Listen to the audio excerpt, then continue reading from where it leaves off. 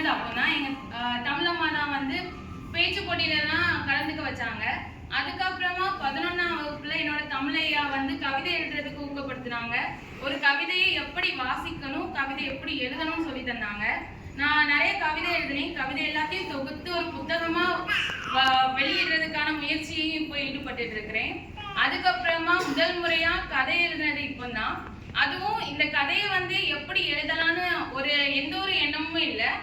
கதை எழுத போட்டியில சேரலான்னு ஒரு பேர் கொடுத்தாச்சு. தலைப்பு நிறைய இருக்குது, எதை சூஸ் பண்ணன்னு தெரியல.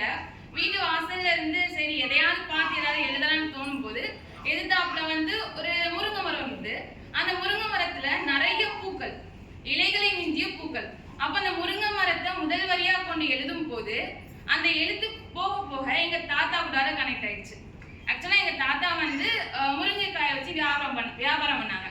ஸோ அவங்க கூட கனெக்ட் பண்ணி அவங்க பெயரே அந்த கதையின் கதாநாயகனுக்கு கொடுத்து அவங்களோட வாழ்க்கையை வச்சு அந்த கதையை நான் உருவாக்குனேன். எங்க தாத்தா தவறி ஒரு வருடம் ஆகுது.